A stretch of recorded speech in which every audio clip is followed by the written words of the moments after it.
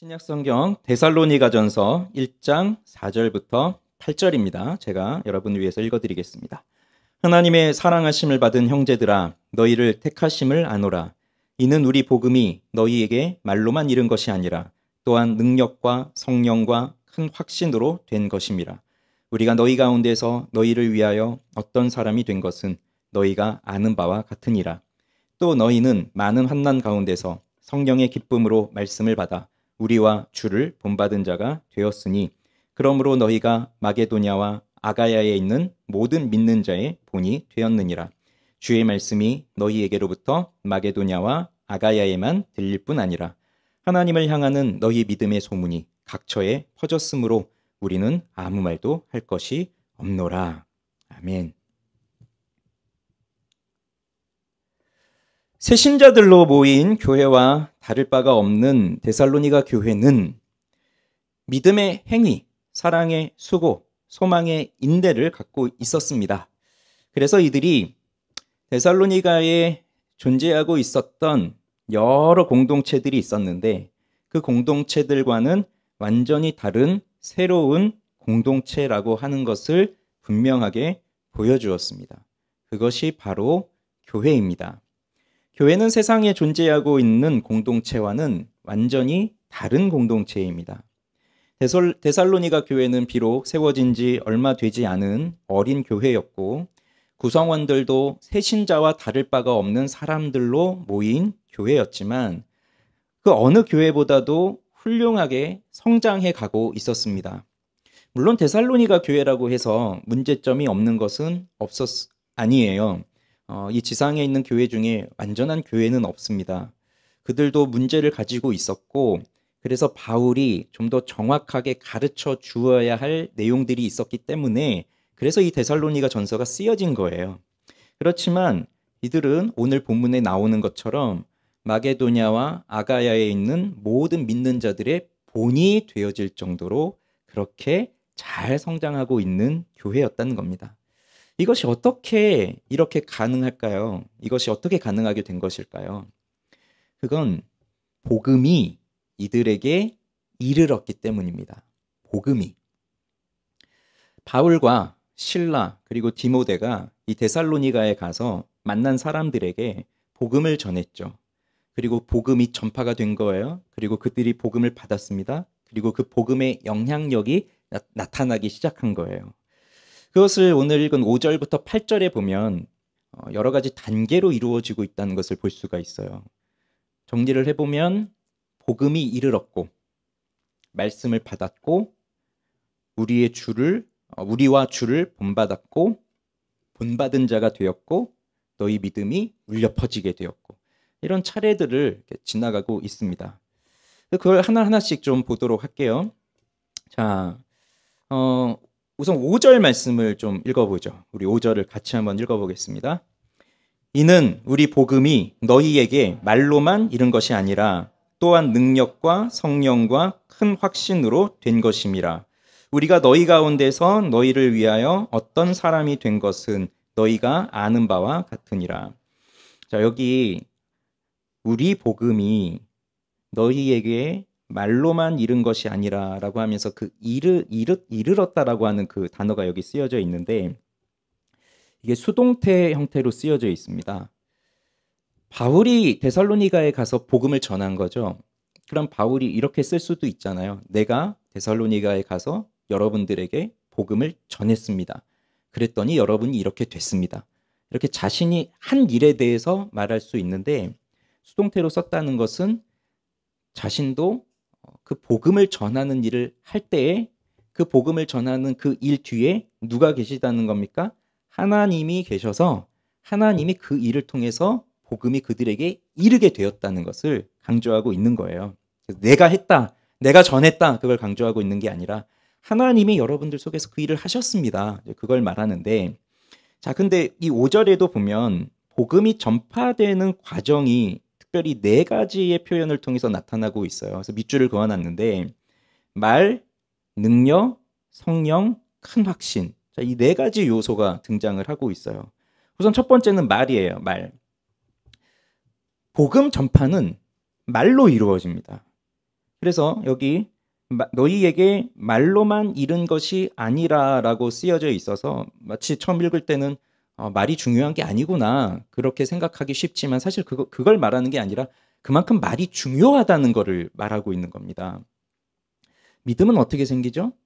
로마서 10장 14절에 보면 믿음은 들음에서 난다고 하죠. 그럼 들으려면 누군가 와서 말을 해줘야 되잖아요. 말로 전해 주어야 돼요. 그래서 복음은 언어로, 그러니까 우리가 알아들을 수 있는, 이해할 수 있는 언어로 명료하게, 정확하게 전달이 되어져야 됩니다. 흔히 이런 말을 해요. 이 말에 대해서 좀 부정적 시각을 가지고 야, 말만 잘해서 뭐해. 말 가지고는 안 돼. 우리가 삶으로 보여줘야 돼. 이제 그런 말을 하면서 삶을 굉장히 신경은 쓰는데 정작 말은 안 해요. 그런 분위기가 좀 많이 형성되어 있기도 하죠.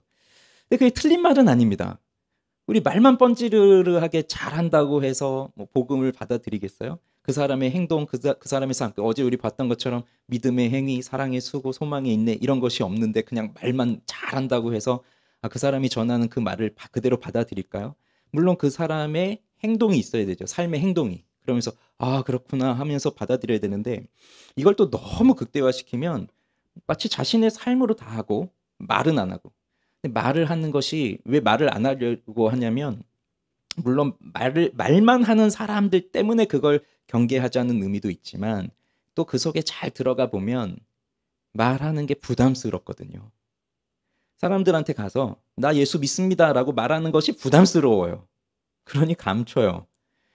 그러더니 또 양심에 찔리죠. 그러니 내 삶으로 뭔가를 보여줘야 되겠다 하면서 또 삶을 잘 살아가 보려고 합니다. 근데 생각해 보세요.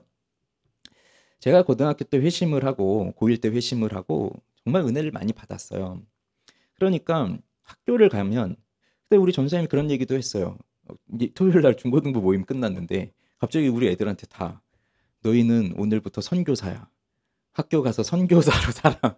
그런 얘기를 막 하시는 거예요. 우리 고등학생들한테. 그럼 선교사적 마음을 가지고 학교에 갑니다. 그러면 늘 부담이 있는 거예요.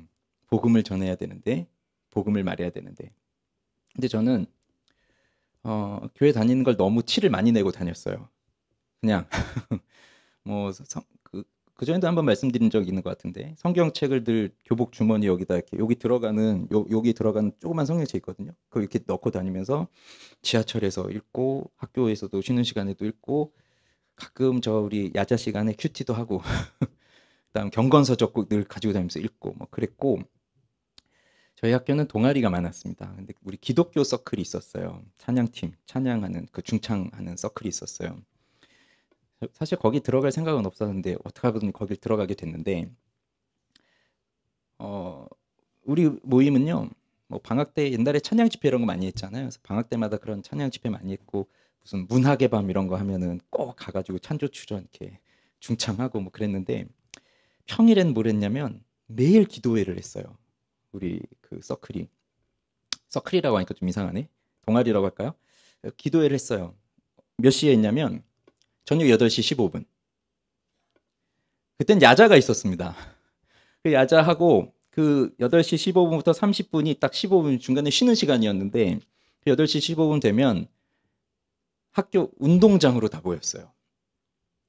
그래서 우리 동아리 또 다른 동아리도 있었어요. 그 다음에 이제 또 같이 기도하려고 하는 우리 교회 다니는 친구들이 있었어요. 처음에는 이렇게 작은 무리였지만 어느 순간 되니까 굉장히 많아졌어요. 그래서 한 원이 안 되고 한 서너 개의 원이 한 20명씩 이렇게 둥글게 손잡고 그러고 기도하는 거예요. 그 캄캄한 밤에 학교 운동장 축구 골대 옆에서. 그 시간에 우린 기도하러 오지만 축구공 들고 나온 애들 꼭 있거든요. 그러다 공이 우리 쪽으로 와요. 기도하고 있는 우리 쪽으로. 그럼 애들이 공가지로 못 왔어요. 무섭다고. 깜깜한 밤에 주여 이러면서 통성 기도를 했거든요. 엄청 크게 그 수십 명이. 그러니까 얘네들이 무서워가지고 못 오고 어쩔 때 한 번씩 가끔 물어봐요. 야, 근데 왜 기도할 때 우는 거야? 이러면서 물어보고 막. 그러니 우린 다 찍혀 있는 거죠. 교회 다니는 애들. 저 정도로 하니 광신자 막 이런 식으로. 그냥 뭐 숨기고 그런 적이 없는데 다 잘 알고 있는 건데. 근데 저는 늘 부담이 뭐였냐면 어떻게 하면 복음을 전할 수 있을까? 그런 게 부담이 돼서 좀 삶을 좀 다르게 살아야 되겠구나. 그런 마음을 가지고 다른 애들이 안 하는 걸 했어요. 애들이 뭘 안 하냐? 청소를 안 해요. 쓰레기통을 안 비워요. 그냥 교실 바닥에 던지고 담배 피다가 침도 뱉고 뭐 그런 환경이에요. 문제 아들이 모인 학교 아니에요. 오해하지 마세요. 공부 잘하는 애들이 모인 학교인데 이상하게 그런 분위기였어요. 굉장히 자유로운 분위기. 그래서 저는 애들이 안 하는 그 쓰레기 정리하고 쓰레기통 비우고 뭐 이런 걸 했어요. 그래, 이게 착한 일을 하면서 그래, 예수 믿는 사람은 다르구나 이런 걸 좀 보여주고 싶어서 그렇게 살았어요. 그때 고등학교 졸업할 때 우리 반 애들이 저한테 뭐라고 했냐면, 야, 교회 다니는 애들 정말 많이 봤는데 너는 진짜 교회 다니는 애 같아 라고 하는 얘기를 듣고 졸업을 했습니다. 근데 한번 생각해 보세요. 제가 그렇게 뭐 쓰레기도 치우고 남들이 안 하는 그런 일도 막 했는데 말은 한 적이 한 번도 없다. 그러니까 내가 교회를 다니고 있다, 예수를 믿고 있다라는 것을 한 번도 드러낸 적이 없다라고 한다면, 그럼 사람들이 보면서 쟤 왜 저러고 있지? 왜 쟤는 저렇게 하지? 그런 궁금증을 가질 수도 있을 텐데 왜 저렇게 하는 건지 라고 하는 거는 모릅니다, 그들은. 근데 저는 뭐 자주 말했어요. 저 사형리도 들고 다니면서 쉬는 시간에 전도도 하고 뭐 계속 그랬어요. 연습장 펼쳐놓고 그림 그려가면서 복음 전하고 했었어요, 고등학교 때도. 그러니까 애들은 다 아는 거죠. 그리스도인이구나. 근데 말도 안 하고 너 왜 그래? 왜 그런 거 하고 있어? 근데 부끄럽다고 꼭 입 다물고 있고, 그냥 몰라도 돼, 그냥 봐, 이러고 있다면 저 사람이 도대체 왜 저런 행동을 하는지, 왜 저런 삶을 사는지 알 수가 없어요. 그러니 복음을 전한다는 것은 우리의 삶을 통해서 전하는 것이긴 한데, 그게 정확한 복음이 되기 위해서는 말을 해야 됩니다. 분명하게 말을 해야 돼요. 근데 무슨 말을 해야 될까요? 복음을 얘기해야 돼요. 복음을. 그런데 복음은 우리 몇 주 전에도 반복해서 말씀드렸지만 복음은 간단하잖아요. 가장 짧게 말한다면 예수님이 날 위해 죽으시고 부활하셨다. 그게 이제 가장 짧은 핵심적인 내용인데, 여러분 그 복음을 전한다고 생각해 보세요. 오늘 친구한테 또는 가족에게, 뭐 회사의 동료에게 복음을 전한다고 생각해 보세요. 예수님이 십자가에 못 박혀 죽으시고 부활하셨어. 그 한마디 하고 끝날 수가 없잖아요. 그러니 복음을 전하려고 하니까 막상 쉽지가 않아요. 그리고 사람들은 또 상황이 다 틀려요. 여러 가지 어려운 상황들, 그 사람들마다 사정이 다 다르고, 교회를 다녀본 사람이 있고 교회 자체를 다녀본 적이 없고, 성경에 대한 기본적 지식이 있는 사람이 있고 전혀 없는 사람도 있고, 그러니 그 사람에 맞게 또 전할 내용들이 달라지긴 하거든요. 그래서 복음은 간단하지만 막상 복음을 전하려고 하면 복음은 굉장히 복잡해요. 복음은 우리의 삶의 전 영역에 영향을 미칩니다. 그러니 그렇게 방대한 복음을 말하려고 하려면 어떻게 돼야 하겠어요? 복음을 잘 배워야 되죠. 배워야 됩니다. 그래서 베드로 사도도 이런 얘기를 하죠. 너희 속에 있는 소망에 관한 이유를 묻는 자들이 있거든. 그들에게 대답할 것을 항상 준비하고 있어라. 그들이 물어요. 너 왜 그런 소망을 갖고 사니? 너는 왜 그렇게 사니? 그러면 나는 복음 때문이야. 너도 복음을 믿어야 돼. 이렇게 항상 대답할 것을 준비하고 있으라. 그게 배우는 겁니다. 복음을 배우는 겁니다. 그래서 복음의 내용, 우리 삶에 이 복음이 어떻게 적용되는지. 보세요. 예수님이 날 위해 죽으셨단데, 근데 이게 내가 겪고 있는 돈 문제하고 무슨 상관이 있을까요? 예수님이 날 위해 죽으셨단데 이게 지금 내가 겪고 있는 내 자식 때문에 겪는 문제하고 무슨 상관이 있을까요? 예수님이 날 위해 죽으셨다가 지금 회사 일 때문에 스트레스를 많이 받고 있는데 그것과 무슨 상관이 있을까요? 그러나 복음은 다 연결이 돼 있거든요. 그걸 깨닫는 게 복음의 깊이를 깨달아가는 거예요. 배워야죠. 그리고 그것을 전할 수 있어야 되죠. 그래서 때로는 훈련도 필요하고 연습도 필요한 거예요. 전도 훈련 뭐 이런 거 하잖아요. 전도 폭발, 전도 훈련 이런 거 하는 것이 다 그걸 그냥 막상 한다고 해서 잘 안 되니까, 마음은 큰데 또 잘 안 돼요. 그래서 그런 훈련들을 하면서 준비를 하고 있는 거예요. 어떤 상황에서도 복음을 전할 수 있는. 그래서 말이 중요합니다. 말을 해야 돼요. 분명하게 선포해야 돼요. 난 예수 믿는다. 너희도 예수를 믿어라라고 하는 분명한 걸 숨기지 말고 드러내야 돼요. 말로 드러내야 돼요. 위선자란 얘기 들을까봐 자꾸 말을 안 하는 거거든요. 근데 그렇게 하지 마시고 그 위선자라고 하는 얘기를 들을까봐라는 건 벌써 자기도 찔리는 게 뭐가 있는 거잖아요. 행동 속에. 그러지 마시고 잘 살아야죠. 그리고 말을 해야 돼요. 그러나 오늘도 말하고 있습니다. 말로만 잃은 것이 아니다. 그럼 말 말고 또 뭐가 있다는 얘기죠? 그 다음에 나오는 게 뭡니까? 능력이에요. 능력이라고 하니까 보통 이제 기적을 떠올리기 쉽습니다. 아, 복음을 전했더니 이런 기적이 일어났어. 베드로와 요한이 그 성전에 올라가는데 성전 미문에 앉은 그 일어나지 못하는 그 병자 장애인이 구걸하고 있을 때 나에게 은과 금이 없지만 내게 있는 것으로 내게 주노니 나사렛 예수 그리스도의 이름으로 일어나 걸으라고 했더니 그 장애인이 일어났어요. 놀라운 기적이 일어났죠.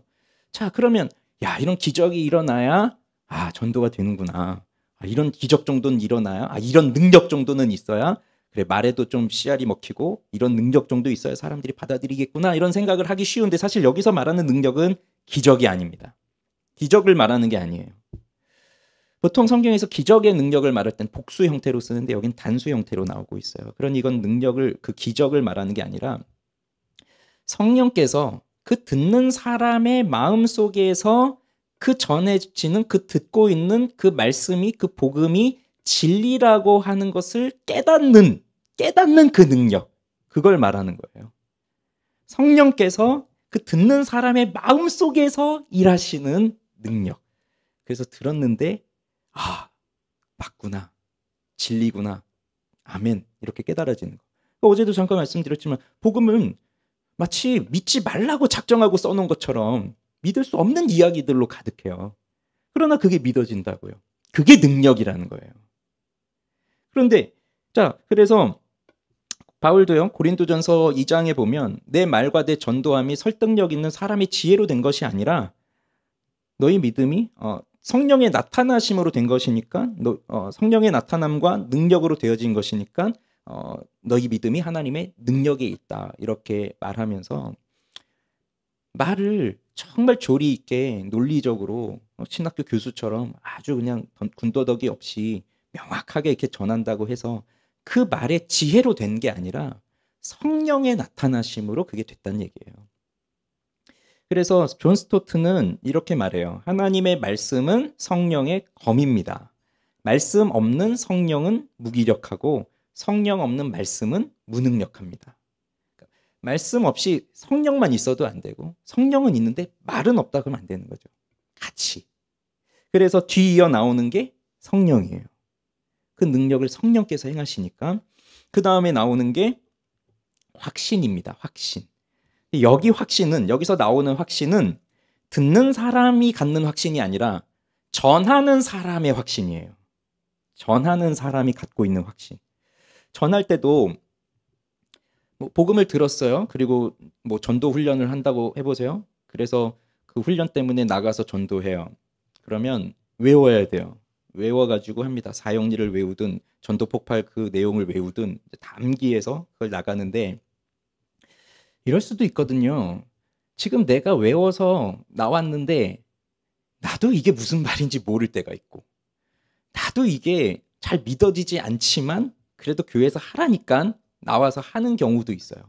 그럴 때는 그 사람의 마음속에 강력한 확신은 없는 거죠. 강력한 확신은 누가 가지겠습니까? 그 말씀을 그대로 경험한 사람. 진짜 믿는 사람이 확신을 갖고 있는 거예요. 바울과 실라와 디모데가 이 데살로니가에 와서 복음을 전하는데 그들에게는 분명한 확신이 있는 겁니다. 예수가 진리다. 예수만이 우리의 구원이다. 그것에 대한 분명한 확신이 있어요. 그래서 이걸 정리하면 복음을 전할 때는 무엇이 필요해요? 분명한 말이 필요하고 그리고 그것을 듣는 사람 속에는 그것이 진리라고 하는 확신이 생겨야 되고 전하는 사람에게도 내가 말하는 이 복음이 진리다라고 하는 확신, 그 큰 확신이 있어야 되는데 이 세 가지가 있어야 되는데 결국 이 셋은 누구를 통해서 이루어지는 역사예요? 성령을 통해서. 그러니 우리가 말을 하는데 여러분 그런 경험들이 있으실 거예요. 전도를 많이 하시는 분들은 그런 경험들을 많이 하실 거예요. 전도가 어려운 이유는 뭐냐면 누구를 만날지 모르기 때문에. 물론 이제 관계 전도 말고 이제 노방 전도를 말씀드리는 거예요. 누구를 만날지 몰라요. 그리고 저 같은 목회자들은 또 어떤 경우가 있냐면 우리 성도님들이 전도하고 갔다 오면 이분은 목사님이 꼭 만나셔야 될 것 같습니다. 이런 식으로 이렇게 저한테 자꾸 떠넘겨요. 그럼 속으로 아니 그냥 직접 하시지 왜 나까지 왜 그래요? 아니 그분들이 전도 전혀 안 하는 분들이 아니라 늘 전도하시는 우리 권사님들이 이분은 목사님이 좀 만나셔야 될 것 같아요라고 하는 이유는 왜 그러겠어요? 뭔가 좀 굉장히 대화하기가 어렵고 뭔가 자꾸 이상한 질문을 쏟아내고 하니까 이게 내가 감당이 안 되니까 목사님이 만나야겠구나 이런 얘기를 하시는데 솔직히 그러면 저는 뭐 아유 언제든지 오라고 하세요 그러겠어요? 목사도 사람이에요. 그러면 그럼 나는 어떻게 하라고 그런 생각이 먼저 들어요. 그렇지만 뭐 목사님이 가셔야 됩니다 하는데 저는 못 갑니다 이럴 수 없잖아요. 가요. 만나요. 근데 정말 놀라운 건 뭐냐면 저도 모르겠어요. 그 사람이 누군지 뭐 이상한 질문들을 막 쏟아내요 정말. 근데 그렇게 얘기를 하다 보면 난 처음에 이런 얘기를 해야지 생각한 적도 없고 이런 얘기를 해야지 계획한 적이 없어요. 그 대본을 쓰고 가질 않아요. 뭐 썼다고 해도 대본을 써도 내가 할 말이지 그 사람이 그거에 대한 반응은 없잖아요.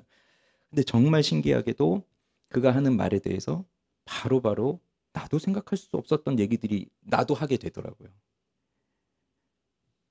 그럼 이미 알고 있었던 복음의 내용들과 내가 경험했던 이야기들이 처음에는 기억이 나지 않고 있었던 것들이지만 대화를 하다 보면 생각이 나고 또 이런 말을 해줘야 되겠구나. 이렇게 복음을 또 변증해야 되겠구나. 그 사람에겐 이렇게 또 복음으로 위로를 해야 되겠구나. 뭐 이런 것들이 생각이 나요. 하나님이 주시는 마음이에요. 성령께서 그렇게 복음을 전하는 자에게는 그런 말을 주세요. 그러니 너무 두려워하실 거 없어요. 부딪혀 보면 하나님이 그렇게 말할 수 있는 은혜를 주세요. 듣는 사람도 마찬가지입니다. 듣는 사람도 처음에는 되게 강팍한 마음으로 어디 한번 얘기해봐라 내가 믿나. 그리고 얘기하는 대로 사사건건 다 꼬투리 잡아서 이건 내가 이렇게 반박할 거고 이건 이렇게 반박해서 하나님 없다는 걸 증명해낼 거야. 이런 마음으로 왔지만 성령이 그 속에 역사하면 놀랍게 받아들여요. 그리고 전하는 자에게 있는 그 확신도 성령이 주시는 확신이죠. 그렇게 할 때 내가 복음을 전하는데 사람이 복음을 듣고 믿고 변화되기 시작해요. 이거는 꼭 노방전도 현장만 생각하실 필요가 없습니다. 뭐 태신자들이나 내가 전도해야 될 전도 대상자들하고의 관계에서만 이루어지는 일이라고 생각하실 필요 없어요. 이거는 내가 주일학교 교사다라고 하면 내가 아이들에게 말씀을 가르칠 때에도 지금 이 네 가지 이 요소들로 말씀을 가르친다면 그 일이 일어나는 것이고 또 지금은 아직은 우리 교회 그런 분들이 없으시지만 이제 앞으로는 그런 분들이 많이 생겨날 거예요. 새신자가 와서 1대1로 그 초신자에게 말씀을 가르치는 1대1 양육을 한다. 그럴 때 내가 복음을 가르쳐야 되잖아. 복음을 아무것도 모르는 그 초신자에게 하나하나씩 가르쳐야 되잖아요. 그럴 때 이 네 가지 요소가 나타나면 그 새신자가 복음을 듣고 변화된다고요. 이건 가족끼리 뭐 내 자녀들에게 말씀을 가르칠 때에도 내 부모에게 복음을 전할 때에도 회사 동료에게 복음을 전할 때에도 그리고 제가 이 설교단에 서서 이 강단에 서서 여러분에게 설교할 때에도 다 마찬가지예요. 이 네 가지 요소가 성령을 통해서 이루어질 때 그때 복음이 이르르게 되는 거예요. 그래서 데살로니가 사람들에게는 지금 이렇게 복음이 전파가 되었다는 겁니다. 이 사람들에게. 그랬더니 이 복음을 이렇게 들은 사람들이 이 데살로니가 사람들이 어떠한 반응을 보였는지 6절을 읽어보겠습니다. 시작.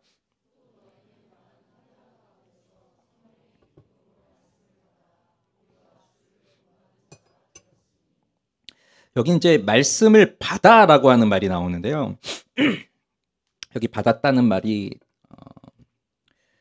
데코마이라고 하는 헬라어 단어가 쓰여졌어요. 이건 영접한다라는 뜻인데 NIV 영어 성경에 보면 웰컴이라고 번역을 해놨어요. 참 신기하죠? 데살로니가 사람들이 이렇게 말씀을 받았는데, 웰컴했는데, 그게 이제 어떠한 모습이었겠느냐? 그 말씀을 받는다는 것이, 그 말씀을 영접했다는 것이 2장 13절에 가면 좀 더 자세하게 나옵니다. 자, 2장 13절 제가 띄워드릴게요. 한번 읽어보십시다. 자, 읽어봅시다. 시작. 이러므로 우리가 하나님께 끊임없이 감사함은 너희가 우리에게 들은 바 하나님의 말씀을 받을 때에 사람의 말로 받지 아니하고 하나님의 말씀으로 받음이니 진실로 그러하도다. 이 말씀이 또한 너희 믿는 자 가운데에서 역사하느니라. 그러니 이 말씀은 누가 전합니까? 바울 또는 디모데 또는 실라, 사람이 전합니다.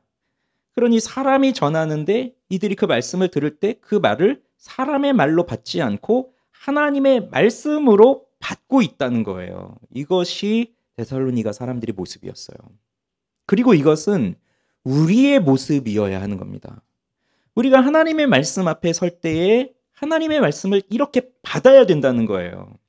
그런데 여기에 이제 중요한 교리가 있습니다. 이 말씀을 받는 것을 성경에서 잘 보여주었던 사람이 있는데 고넬료라고 하는 사람이에요. 이 고넬료는 유대인이 아닙니다. 이방인인데 근데 경건한 이방인이었어요. 즉 유대교로 개종을 한 사람인 것 같고 그는 구제도 많이 하고 기도도 많이 했던 아주 경건한 사람이었는데 아직 예수 그리스도를 몰라요. 복음을 못 들었으니. 근데 어느 날 성령께서 고넬료에게 천사를 보내셔서 베드로를 불러오라라고 하는 환상을 보여주신 거예요. 그래서 고넬료가 베드로에게 와달라고 청했고 그 시간 베드로에게도 성령께서 환상을 보이시면서 너에게 와달라고 하는 사람이 있을 테니 그가 오면 너도 가라 이런 환상을 받아서 베드로가 이제 고넬료의 집에 왔죠.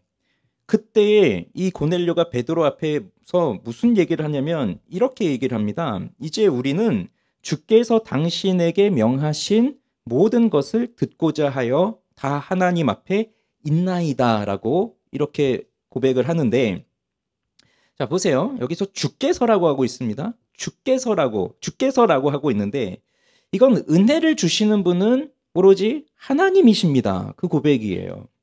고넬료가 마음이 준비가 잘 된 사람이죠. 그래서 말씀을 잘 들으려고 준비를 내가 정말 많이 했고 기도도 많이 했고 뭐 우리 사경회를 앞두고 수련회를 앞두고 어떤 분들은 금식하시는 분들 금식하셨나요 이번에? 그런 분이 있어요. 가끔 금식도 하고 철야도 하고 우리 수련회를 위해서 우리 자녀들 또 회심 집회 이런 거 할 때마다 금식하면서 기도하고 이런 부모들도 있다고요. 자 그렇게 준비를 많이 했지만 내가 이만큼 준비를 했기 때문에 은혜를 받는 것이 아니라 주님께서 은혜를 주신다. 그 고백이에요. 하나님께 주권이 있다는 겁니다.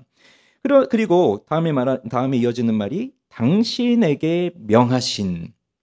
그러니 자 고넬료가요 천사가 와서 베드로를 불러오라라고 여러분 천사 만나셨어요? 우리는 그런 적 없는데 고넬료한테는 천사가 왔다니까요. 아니 그럼 이렇게 생각할 수 있잖아요. 아니, 천사를 보내서 베드로를 불러오라 하실 정도면 그냥 하나님이 성령으로 고넬료야 나를 믿어라. 바울에게 하셨던 것처럼 나를 믿어라. 왜 직접적으로 말씀하시면 되잖아요. 근데 왜 베드로를 불러오라고 하실까요? 여기에 이 말씀이 전파되는 순서가 있다는 겁니다. 순서. 즉 고넬료가 복음을 듣기 위해서는 그에게 말을 전해주는 사람, 그 사람이 먼저 있어야 되고 그 말은 고넬료에게 말을 전해줄 이 베드로는 또 고넬료보다 앞서서 말씀을 듣는 사람이라는 거예요. 그러니 하나님이 갑자기 내가 이렇게 있는데 뭔가를 보여주시면서 내 말을 들어라, 나를 믿어라 이런 식으로 말씀을 가르쳐 주시는 것이 아니라 사람을 통해서 말씀을 가르쳐 주신다고요. 그게 순서예요. 그러면 그 말씀을 가르쳐 주는 사람이 누구겠습니까? 설교자입니다. 가장 중요한 핵심적 방편이 바로 이 예배 시간에 듣는 설교입니다. 설교. 설교자에게 하나님은 말씀을 먼저 주시고 그 설교자는 그 말씀을 받고 그 말씀을 온 교회에 선포하는 거예요. 그러면서 온 교회가 공동체적으로 함께 말씀을 듣고 하나님의 임재를 경험하는 것이 그게 하나님이 일하시는 방식이에요. 난 설교자 필요 없다. 그냥 내가 알아서 하면 된다. 그게 아니라 하나님 그런 식으로 일하지 않으신다고요. 직접적으로 말씀하시는 게 아니라 사람을 통해서 공동체에게 말씀을 하시는 거예요. 그러면서 뒤이어 나오는 말은 모든 것을 듣고자 하여. 자, 베드로를 통해서 주시는 말씀을 모든 것을 다 듣겠습니다 이겁니다. 근데 듣는 거는 다 들을 수 있잖아요. 청각 장애가 있지 않은 한 귀가 있다면 다 들을 수 있어요. 여러분 제 지금 소리가 다 들리시죠? 그러나 귀는 멀쩡하다 하더라도 내 생각이 자꾸 딴 데가 있고 내 마음이 다른 데가 있고 내 정신이 다른 데 팔려 있고 내 너무 피곤하고 그러면 소리는 들리는데 그 말의 내용은 안 들려요. 안 들려요. 그런데 여기서 모든 것을 듣겠습니다라고 하는 것은 내가 귀 기울여 들으면서 그 말씀이 무엇이든지 간에 나는 순종하겠습니다. 그 마음이에요. 그 마음. 그러니 한번 해보십시오. 내가 한번 들어보고 결정하겠습니다. 그게 아니라 무엇이든지 나는 듣고 순종하겠습니다. 그거예요. 이게 굉장히 중요한 자세입니다. 말씀을 받을 때. 우리는 보통 말씀을 들을 때도 평가를 해요. 저분은 설교를 잘하네. 저분은 좀 설교가 별로구나. 어젠 잘한 것 같은데 오늘은 별로구나. 그렇게 생각하실 수 있어요. 그리고 뭐 유명한 목사님들 뭐 그런 분들 설교를 들으면 역시 달라. 그런데 이름 없는 뭐 젊은 설교자들이 설교할 때는 역시 안 되는구나. 이런 생각을 할 수도 있다고요. 우리는 자꾸 평가를 한다고요. 그러나 지금 고넬료의 자세는 그런 게 아니에요.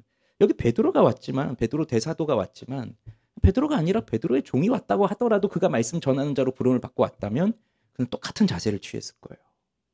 듣겠습니다. 무엇이든지. 왜요? 그가 하나님의 말씀을 듣고 온 사람이니까. 말씀을 전해주러 온 사람이니까. 그 겸손함이 필요한 겁니다. 말씀을 받는다는 것. 그리고 뭐라고 하냐면 하나님 앞에 있나이다라고 했습니다. 사실 누구 앞에 있는 거예요? 베드로 앞에 있는 거예요. 그런데 베드로 당신 앞에 있습니다. 그렇게 말하지 않고 하나님 앞에 있습니다라고 말합니다. 이것이 하나님의 말씀이 임할 때 하나님의 임재를 경험하는 그 순간입니다. 영적으로 깨어있는 그 순간이에요. 이렇게 하나님의 말씀이 사람을 통해서 전달이 되고 그 말씀을 듣는 사람은 바로 이렇게 말씀을 받는 거예요. 그래서 우리가 지금 이 설교도요. 여러분은 제가 여기서 설교하지만 아마 대부분의 성도님들은 저건 저 김성구라고 하는 사람의 말이구나 이렇게 듣지 않으실 거고 목사님이 하나님의 말씀을 전하고 계시는구나 이렇게 듣고 계실 겁니다. 이유는 제가 다른 얘기를 하는 게 아니라 성경에 있는 이야기를 하니까. 그래서 우리 개혁자들도 설교자가 성경을 이야기한다면 그건 하나님의 말씀이다. 물론 하나님의 말씀은 이 성경에 있는 거지만 그 성경을 말한다면 그것은 하나님의 말씀이다. 우리는 믿고 있어요. 그러니 이 설교자가 누구이든지 뭐 담임 목사이든지 아니면 이제 신대원도 졸업 못한 전도사든지 뭐 아직 나이가 어리든지 뭐 누구든지 간에 정말 하나님의 말씀을 전하는 사람으로 부름을 받고 이 자리에 서 있다면 우리는 그의 말씀을 들어야 되는 거예요. 그 사람의 말이 아니라 그를 통해서 주시는 하나님의 말씀 그걸 받는 거예요. 그런데 이 데살로니가 사람들은 그 상황이 오늘 이 6절에 보면 그들의 상황이 어떤 상황이었냐면 많은 환난 가운데 자 환난이 많았습니다. 봤잖아요. 바울이 지금 어떻게 되는지 봤잖아요. 쫓겨나고 소동이 일어나고 그러면 이제 자기들이 남았는데 그 별난 그 유대인들 얼마나 별났는지 바울이 베레아로 갔다니까 그 옆 동네까지 쫓아가가지고 거기서 소동을 일으키면서 또 복음 못 전하게 하고 그런 사람들이 여기 수두룩하게 남아있고 또 이 헬라 사람들도 이제 이 복음에 대한 소식 듣고 그리스도인들에 대한 소문을 듣고 야 저거는 안 되는 일이다라고 하면은 얼마나 또 로마 시대에 박해가 많았습니까? 자 그런 수많은 환난들이 있을 때 그들이 말씀을 받았는데 어떻게 해요? 기쁨으로 성령의 기쁨으로. 그래서 여기서 우리가 깨닫는 건 환난이 있을 때, 고난이 있을 때, 시련이 있을 때 무엇으로 기뻐할 수 있을까요? 무엇이 우리에게 기쁨을 줄 수 있을까요? 말씀을 받을 때입니다. 그거예요. 여러분 정말 기쁨을 원하세요? 정말 평안함을 원하세요? 정말 쉼을 원하세요? 정말 힐링을 원하세요? 말씀을 받을 때 일어난다는 거예요. 자, 그랬더니 이 사람들이 어떻게 됩니까? 우리와 주를 본받은 자가 되었다고 나왔죠. 우리라고 했으니까 바울, 실라, 디모데. 자, 이 바울의 일행들을 본받고 그다음에 주, 바로 우리 주 예수 그리스도를 본받는 자가 된 것이죠. 주를 본받았다는 것은, 바울을 본받았다는 것은 그냥 바울이 저런 옷을 입고 다니니까 나도 저렇게 입어야지. 왜 우리는 또 좋아하는 사람 있으면 옷차림도 따라하고, 그거 아세요? 왜 좋아하는 목사님 있으면, 존경하는 목사님 있으면 그 목사님을 흉내를 냅니다. 목소리도 설교하는 투도. 그래서 잘 보면요, 비슷한 게 많아요. 그 선생님을 따라 배우는 거거든요. 나도 모르게 말투가 똑같아지고, 나도 모르게 설교의 내용이 비슷해져요. 모방하고 싶은 마음이 생기는 거거든요. 너무 좋으니까. 그러니 뭐 바울을 본받고 디모데를 본받고 하는데, 근데 그냥 그런 뭐 목소리, 말투, 뭐 옷차림 이런 것만을 본받는다는 것을 말하는 게 아니라 이미 그 사람의 내면이 변화가 되어서 그리스도를 닮아간 겁니다. 그러니 우리가 자주 불렀던 찬양, 하나님의 꿈이 나의 비전이 되고 예수님의 성품이 나의 인격이 되고 성령님의 권능이 나의 능력이 되기를 원하고 바라고 기도하나이다. 이것처럼 내면에서 그런 변화가 일어나는 거예요. 자, 그랬더니 무슨 일이 일어나는지 또 보세요. 7절 읽어봅시다. 시작. 그러므로 너희가 마게도냐와 아가야에 있는 모든 믿는 자의 본이 되었느니라. 첫날에 보여드렸던 지도 생각나시나요? 이 빌립보, 데살로니가 이런 지역은 이제 북부 쪽에 있으면서 마케도니아 지방이고, 요 아래쪽으로 내려오면 아테네, 고린도 이렇게 있는데 그쪽은 아가야 지방이라고 하고 있어요. 그래서 그리스가 이렇게 마케도니아, 아가야 이렇게 있는데, 마케도니아에도 지금 데살로니가 속하여 있는 마케도니아에도, 그리고 저 아래쪽에 있는 그 아가야에도 모든 믿는 자의 본이 되었다. 이게 데살로니가 교회의 모습입니다. 이제 얼마 되지 않은, 자, 이 편지를 쓰고 있는 시점이 뭐 빠르면 1년 이내일 거고요, 길면 2년 이내일 거예요. 보통 데살로니가에 바울이 방문했을 때를 49년도로 보고 있고, 이 데살로니가전서를 51년도로 보고 있으니까 한 1년에서 2년 정도예요. 학자들마다 차이는 있습니다. 3주 새의 안식일을 보고 해당해서 강론했다고 해서 정말 3주만 있었는지, 아니면 그래도 한 6개월까지 있었는지 그건 모르지만, 어쨌든 2년이 채 안 되는 그 기간에 이들은 마케도니아와 아가야에 있는 모든 믿는 자들의 본이 된 거예요. 오늘날처럼 SNS가 잘 퍼지고 인스타만 잘해도 교회 홍보가 돼가지고 어디 저 해외에서 저희 교회 유튜브, 제가 가끔 유튜브 스튜디오에 가가지고 접속자 뭐 지역 이런 것들이 나오더라고요. 봤더니 미국도 있고 일본도 있고 베트남도 있고 뭐 그렇더라고요. 해외에서도 우리 교회를 보고 있더라고요. 그러니 뭐 홍보만 잘 돼도, 요즘 같은 시대는 그런 매체들이 많으니까 홍보만 잘 돼도 그렇게 교회 소문이 날 텐데, 이 당시는 뭐가 있겠어요, 이 당시에. 그런데도 그 짧은 시간에 이 마케도니아와 아가야에 이르기까지 모든 믿는 사람들의 본이 되었다고 하니 이들의 변화는 굉장한 거였습니다. 그리고 이들은 새신자잖아요, 새신자. 이제 막 1년도 안 된 새신자들이라고요. 근데 어떤 사람들은 그 믿는 사람들 중에는 좀 더 오래된 사람들도 있을 수 있잖아요. 그러니 그 믿은 지 오래된 사람들도 이 데살로니가 교회를 본받는 것은 곧 새신자들을 본받는 것과 다를 바가 없어요. 그러니 본이 된다는 건 꼭 교회를 많이 다녀서, 교회를 오래 다녀서 본이 되는 건 아니에요. 우리는 새신자들을 보면서도 배울 게 많고 새신자들을 통해서도 본받을 게 많아요. 어제 말씀드렸잖아요. 3년 이내의 교회는 100명당 10명의 사람들을 교회로 인도하는데 15년 이상 된 교회는 100명당 3명 이끈다. 그건 새신자들이 전도의 열정이 더 크고 교회 나온 지 얼마 안 된 사람들이 복음을 전하고 싶은 열망이 더 커요. 배울 게 많아요. 나이가 어린 사람도 배울 게 많아요. 내가 가르친 학생이라도 학생을 통해서 배울 것들이 많아요. 그러면 그 학생이라 하더라도 내 본이 되는 거죠. 난 그를 본받아야죠. 그게 겸손함이에요. 그래서 본을 받은 사람은, 이 데살로니가 교회가 바울의 일행과 주를 본받았죠. 그렇게 되니까 또 어떻게 돼요? 이 본받은 사람은 내가 또 다른 사람들에게 본이 되는 거예요. 그랬더니 8절. 자, 시작.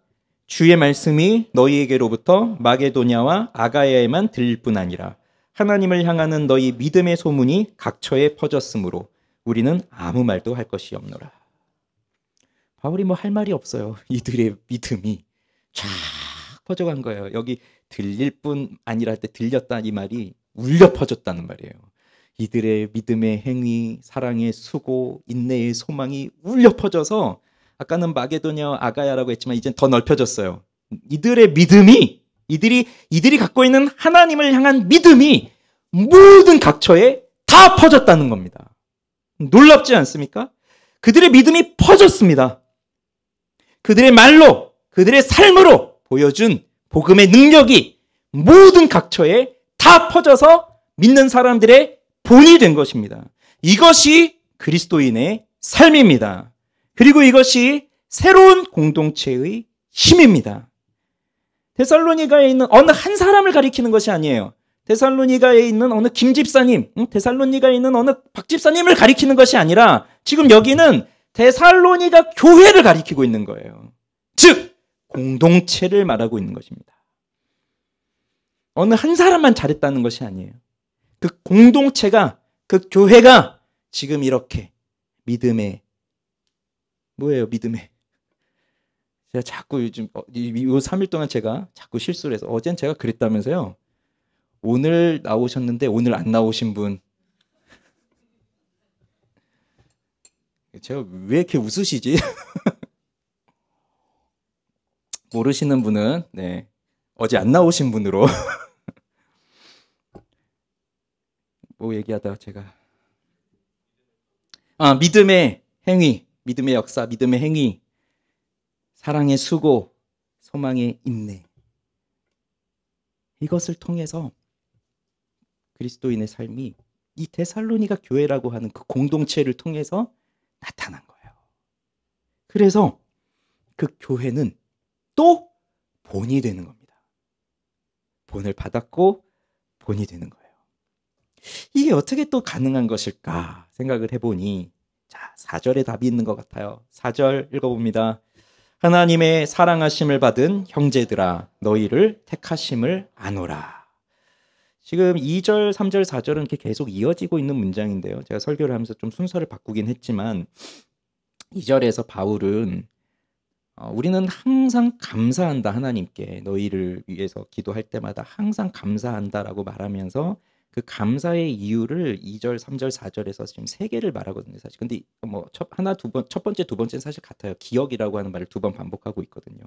그러니 우리가 기도할 때 너희를 기억하는데 그 기억이 뭐냐면 바로 너희가 믿음의 행위와 사랑의 수고와 소망의 인내가 있기 때문에 그걸 기억하면서 감사하고 그리고 세 번째 감사의 이유가 이 4절에 나오는 건데 하나님의 사랑을 받은 그 형제 자매들이여 여러분들은 택하심을 받았다. 하나님께 택함을 받았다는 것을 우리가 알고 있기 때문에 하나님께 날마다 항상 감사하고 있다. 이 얘기를 하는 거예요. 근데 이게 왜 중요한 키가 되냐면 데살로니가에는 바울이 간 겁니다.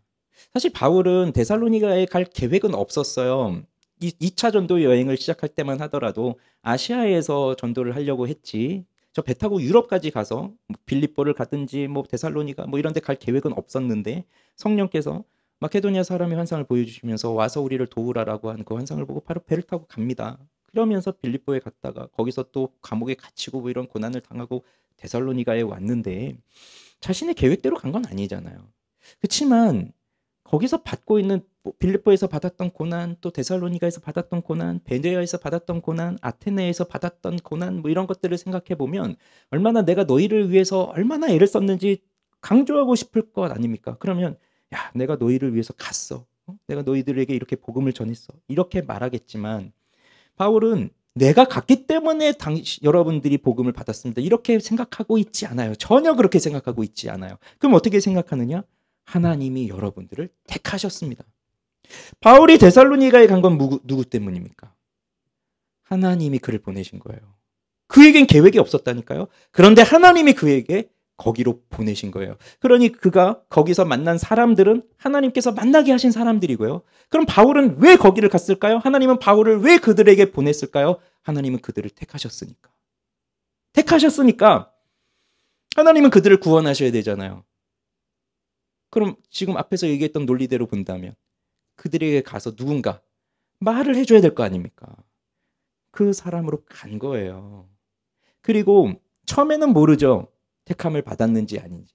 그런데 복음을 전했습니다. 짧은 시간 가르쳤습니다. 그리고 헤어졌습니다. 그리고 디모데를 통해서 소식을 들었습니다. 그 교회의 소식을 알았습니다. 아, 그들이 어떻게 살고 있는지를 배웠습니다. 들었습니다. 그들이 온 교회의 본이 되었다는 것을 보았습니다. 그랬더니 야, 이거는 하나님이 그들을 택하신 게 맞구나 하는 것을 확신하게 되면서 감사하게 되는 거예요.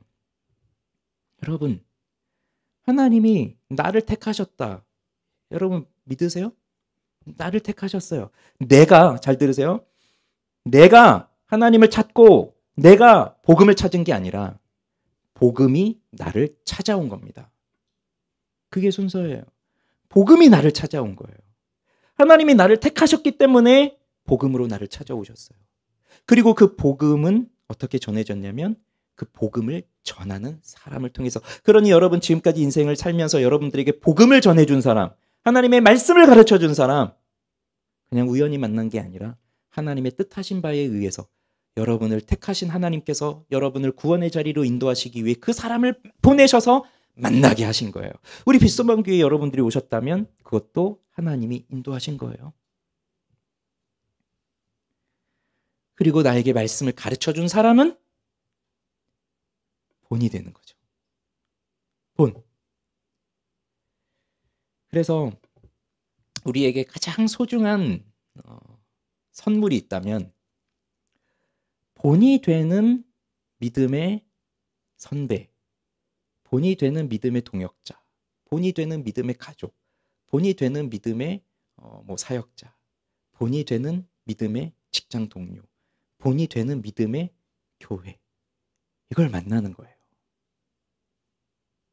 사실 우리가 지금 현대사회 속에서 이 각박한 도시 생활에서 살아가면서 우리 믿음이 빠르게 성장하지 못하고 오히려 믿음이 꺾이고 교회가 인원이 줄고 우리 청년들은 이제 10명 중에 1명도 교회를 안 다니는 그런 실정에 그런 상황에 빠지게 됐으니까 왜 그렇게 믿음이 교회가 성장하지 못하느냐 했을 때 믿음의 본을 본 적이 없어서 그런 게 많아요. 본 적이 없는 거예요. 믿음의 본을. 교회는 다니긴 하는데 어떻게 믿어야 정말 잘 믿는 것인지, 어떻게 살아야 정말 그리스도인으로 사는 것인지를 보지를 못한 거예요. 그러니 듣긴 듣고 들으면서 지식은 쌓이고 그러면서 이제 머릿속으로 드는 생각은 저거는 현실적으로는 불가능하고 그냥 이상적인 얘기 같아. 그렇지만 난 예수를 믿으니까 나는 죽어도 천국은 갈 거야. 이런 생각하면서 사는 거예요. 어제 중국 교회 말씀드렸죠. 중국의 교회가 우리는 한국 사회는 이미 오래전부터 교회가 세워졌고 교회가 다 퍼졌고 그리고 시골이라 하더라도 다 교회가 있어서 우리 어릴 때 다 교회 한 번씩 가봤잖아요. 근데 요즘 젊은이들은 교회 자체를 다녀본 적이 없는 사람들이 이제 점점 많습니다. 그러나 저희 세대만 하더라도 다 한 번씩 교회는 다 가봤어요. 어릴 때 부활절에 가든 크리스마스 때 가든 북 치는 사람 따라서 여름 성경학교를 가든 한 번씩은 다 가봤다고요. 그러니 또 안 가봤어도 이미 주변에 교회 다니는 사람이 많아서 집사님이래 하면 그렇구나 집사님 알아요. 근데 저 요즘에 깜짝 놀란 건 뭐냐면 우리 중학생들 또 애들이 전도돼서 이렇게 왔었는데 목사가 뭔지를 모르더라고요. 저한테는 계속 쌤 들어본 적이 없는 거예요. 본 적이 없는 거고. 지금은 이제 가족 종교화가 돼서 가족이 예수를 믿지 않으면 교회를 갈 기회조차 차단되어 있어요. 그러니 중국 교회 생각해 보세요. 신학교가 없어요. 그러니 목회자가 없죠. 근데 은혜는 받았어요. 열정은 뜨거워요. 모였어요. 교회가 됐어요. 잘 믿어보려고 했는데 믿는 사람을 본 적이 없는 거예요. 교회를 본 적이 없는 거예요. 그러니 교회를 어떻게 운영해야 되는지, 예배는 어떻게 드려야 되는지, 오늘 이따 성찬을 할 건데 성찬은 어떻게 하는 건지 본 적이 없어요. 본 적이 없으니까 마음대로 하는 거예요. 질서가 없어요. 집사? 집사라는 말 들어본 적이 없어요. 목사? 장로? 권사? 도대체 뭐 하는 사람인지 알 수가 없어요. 그러니 정말 놀라운 축복은 바로 그 본이 되는 걸 본 사람들이에요. 믿음의 본. 그 사람을 보면서. 자, 믿음이 어떻게 나타난다고요? 믿음을 어떻게 볼 수 있다고요? 믿음은 공기처럼 안 보이는 게 아니라 믿음은 우리 두 눈으로 보는데 믿음을 가지고 있는 사람의 행위를 통해서 분명하게 봐요. 그러면 그 사람이 살아가고 있는 행동을 보면서 그 사람의 삶을 보면서 저게 믿는 거구나. 믿는 사람은 저렇게 사는 거구나. 그걸 보면서 따라간다고요. 근데 그걸 본 적이 없으면 헤매는 거예요. 그러니 오늘날 우리 신자들이 점점 신앙이 이렇게 떨어지는 이유는 믿음의 본을 제대로 본 적이 없어요. 그 말은 믿음의 본이 되는 사람들이 사실 많지 않다는 거죠. 그렇게 되니까 또 나도 본이 되어줄 수가 없어요. 우리 자녀들에게, 우리 다음 세대들에게. 악순환의 연속이죠.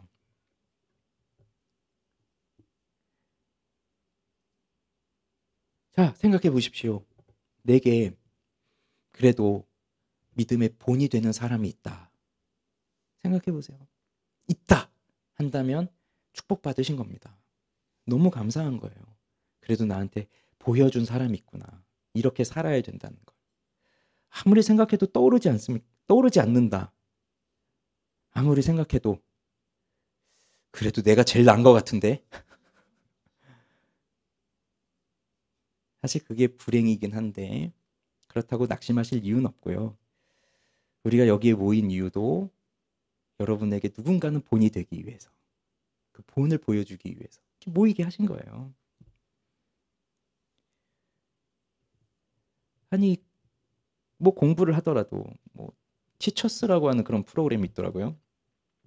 가끔 이렇게 유튜브에서 몇 개 나온 걸 이렇게 봤는데 너무 공부를 하고 싶은 그런 아이들도 그런 그 일타 강사들이 이렇게 쭉 나와 있는데 거기 찾아가서 좀 제발 저 좀 가르쳐 주십시오 이렇게 하는데 내가 이 도시에서 살면서 내가 정말 예수를 믿겠다라고 다짐을 했다면 그러면 저 예수를 어떻게 믿는 건지를 몸소 보여줄 수 있는 본이 되는 사람을 찾는 것이 당연한 이치 아니겠어요? 그러니 찾는 겁니다. 본이 되는 사람을. 그런데 그 본이 되는 사람은 꼭 나보다 나이가 많을 필요는 없어요. 나보다 학력이 높아야 될 이유도 없어요. 신앙은 나이, 학력, 경제적 수준, 살아온 배경 이런 것과 상관없어요. 나보다 나이가 어리다 하더라도 그리고 나보다 교회를 다닌 지 더 짧고 얼마 되지 않았다 하더라도 그가 정말 신실하게 하나님을 섬기며 살아가고 있다. 그 믿음의 행위, 사랑의 수고, 소망의 인내가 있다. 본받는 거예요. 내가 나이가 많아도 그에게 본받는 거예요. 지금 바울 일행도 누가 있냐면 디모데가 있어요. 디모데는 젊은 사람이에요. 청년이라고요. 젊은 사람. 그러니 데살로니가에 그 나이 많은 사람들이 있겠지만 거기에 디모데가 가서 전하고 또 나중에 디모데가 또 뭐 목회를 하잖아요. 그러면 자기보다 나이 많은 사람들을 데리고 목회를 하는데 나이가 많다고 해서 그 어린 목회자를 무시하고 뭐 업신여기고 그럴 수 없다는 거예요. 본이 되는 거예요. 반대의 경우도 마찬가지입니다. 나이가 많으세요. 그러면 또 젊은 사람들은 나이 많은 사람한테 뭘 배워? 뭐 이런 마음이 또 젊은 사람들에게는 또 그런 못된 심성들이 또 있어요. 그렇지만 또 우리 교회에 연로하신 분들이 정말 신실하게 신앙생활하면서 살아가고 있다 그러면 겸손하게 그 앞에 엎드려서 배우는 거예요. 나도 저렇게 살아야 되겠구나. 나도 나중에 나이 먹으면 저런 모습이 되고 싶다. 이런 거. 그래서요. 복음은 멈추지 않습니다. 복음은 본을 받게 하고요. 그리고 본을 받은 사람은 또 본이 되게 됩니다. 그래서 공동체로 모으신 거예요. 공동체로. 자, 말씀을 맺을게요. 여러분, 왜 새로운 공동체라고 말씀드렸나요? 왜 새로운 공동체죠? 이 데살로니가 교회가 왜 새로운 공동체죠? 물론 세워진 지 얼마 안 됐으니까, 새롭게 생겼으니까. 그러나 세상의 공동체, 세상의 사람들이 살아가는 방식과 그들이 갖고 있는 사상과 그들이 가지고 있는 그 추구하는 목표와는 완전히 다른 새로운 사상, 새로운 삶의 방식으로 사는 자들이 모였기 때문에 새로운 공동체예요. 우리 빗소망 교회도 새로운 공동체입니다. 왜 새로운 공동체라고 말씀드렸죠? 같은 이유입니다. 우리 빗소망 교회, 우리 교회도 세워진 지 얼마 안 됐습니다. 21개월 됐습니다. 그리고 여기 계신 한 분 한 분은 처음부터 함께 하신 분들이야 21개월 되셨지만 그분들 몇 분 안 되고요. 대부분의 분들은 얼마 되지 않으셨어요. 지난주 등록하신 분도 계시거든요. 한 주 되신 거예요. 그러니 내 인생에서 새로운 공동체를 만난 거죠. 우리를 왜 택하셨을까요? 그리고 왜 우리에게 복음 전하는 자를 보내주셔서 복음을 듣게 하시고 복음을 받아들이게 하고 이 새로운 공동체에 우리를 모이게 하신 이유는 무엇일까요? 하나님은 우리가 이 세상에서 하나님이 우리를 창조하실 때부터 가지고 계셨던 하나님께서 의도하셨던 사람의 삶의 모습을 살아가게 하려고 우리를 부르신 거예요. 그리고 그 삶의 모습은 혼자서 살아갈 수 없기 때문에 우리를 이 새로운 공동체에 모이게 하신 거예요. 그래서 지금도 이 시대 속에서는요, 이 도시 안에서는요, 참된 인간성을 다 상실하고 다 자기 욕심을 위해서 교만하게 살아가는 사람들로 가득한 세상을 우리가 살아가다 보니까 끊임없는 비교와 열등의식과 거기다 뭐 하나 자기가 잘하는 거 하나 있으면 우쭐대는 우월감과 이런 것 속에서 우리가 끊임없이 피곤하게 너무 피곤하게 살고 있는 거예요. 이 사람 눈치 봐야 되고 저 사람 눈치 봐야 되고 그다음에 이제 내 감정도 신경 써야 되고 얼마나 힘들어요. 이렇게 힘들게 살아가는 이 도시 속에서 물론 도시만이 아니라 농촌도 마찬가지입니다. 어쨌든 이 세상을 살아가는 우리 모든 피곤하게 살아가는 지쳐있는 그 사람들에게 하나님을 선포하고 참 사람으로 사는 것이 무엇인지를 보여주기 위해서 진정한 행복과 쉼은 무엇인지를 보여주기 위해서 우리를 부르신 것입니다. 우리를 택하시고 부르신 것입니다. 그리고 우리를 새로운 공동체에 만나게 하신 겁니다. 그래서 우리가 살아있는 것 그 자체가 최고의 복음 전도예요. 왜? 하나님은 우리가 하나님이 원하시는 대로 살아가도록 우리를 부른 거거든요. 그러니 그가 살아가는 것을 보면 하나님이 살아계시구나. 그게 진리구나. 그걸 가르쳐 주는 것이기 때문에 우리가 살아있는 것 자체가 최고의 복음 전도예요. 근데 그러려면 전제가 있죠. 잘 살아야죠. 그냥 살면 안 되고 그냥 세상 사람들하고 똑같이 살면 안 되고 잘 살아야죠. 잘 살아야죠. 그리고 이 잘 살아가는 방법은 그 사명은 공동체에 주셨으니 교회 속에 들어와 있을 때 이 공동체 속에서 그걸 배워가는 거예요. 왜냐하면 교회라고 하는 곳에 들어오는 건 교회라고 하는 그 그리스도의 몸에 접붙여지는 건 예수를 진심으로 믿는 참된 신자만이 들어올 수 있기 때문입니다. 그런 의미에서의 삶이에요. 그렇게 사는 사람은 내가 예수를 믿는 것을 부끄러워하지 않고 언제든지 말로 선포할 수 있고 언제든지 자신의 삶으로 선포할 수 있고 언제든지 어려움이 있고 고난이 있어도 믿음을 가지고 그리스도가 다시 오실 날을 소망하면서 인내하면서 살아가는 것이고 그렇게 살다 보면 본이 되는 겁니다. 다른 사람들이 여러분들을 보면서 따라올 거예요. 저렇게 살아야 되는 거구나. 저게 진짜 사람으로서의 삶이구나. 저와 여러분이 우리 새로운 공동체로 모여진 우리 빗소망 공동체가 이렇게 본이 되는 은혜가 충만하면 좋겠습니다. 아멘. 오늘로 마친 건 아닙니다. 다음 주에 또 이어서 할 겁니다. 그러니 또 기대하는 마음으로, 사모하는 마음으로 이 공동체를 많이 생각하시면 좋겠어요. 그리고 기도하시면 좋겠어요. 우리 부족합니다. 연약해요. 다 연약해요. 그렇기 때문에 우리를 여기 모으신 거예요. 마음에 안 드는 것도 있을 수 있어요. 실망하게 되는 것도 있을 수 있어요. 그리고 무엇보다 내가 다른 사람들을 실망시킬 수 있다는 것, 그것도 꼭 우린 염두에 두고 있어야 돼요. 그러나 우리 주님은 우리를 불완전하기 때문에 사랑하셨고, 그럼에도 불구하고 우리를 사랑하셨어요. 그래서 우리는 이 교회 안에서 함께 지어져 가는 것입니다. 우리 함께 찬양합시다.